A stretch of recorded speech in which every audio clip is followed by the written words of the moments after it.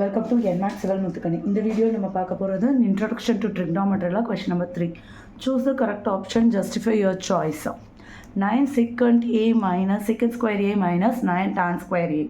So 9 common எடுத்துடுங்க.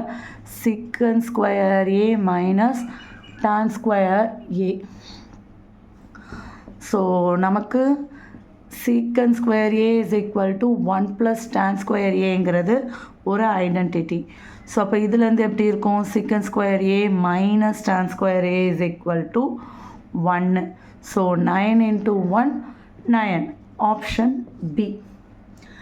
Next 1 plus tan theta plus secant theta into 1 plus cot theta minus cosecant theta equal to. So 1 plus tan வந்து sin theta by cos theta ன்னு எழுதிட்டேன். திரும்ப secant theta 1 divided by cos theta ன்னு எழுதியாச்சு. So 1 plus cot cos theta divided by sin theta, cosecant 1 divided by sin theta. So cos LCM, so cos theta plus sin theta plus 1. இங்கே sin theta plus cos theta minus 1 divided by sin theta. So ரெண்டுத்தையும் multiple பண்ணியாச்சுன்னா sin theta cos thetaன்னு வந்துடும்.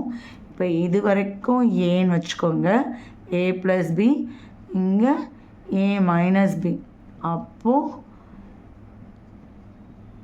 a square minus b square.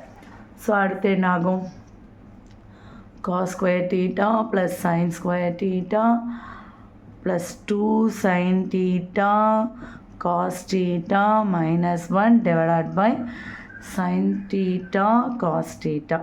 So இந்த identity 1ன்னு வரும். So இதுவும் cancel. இப்போ answer 2. So option C.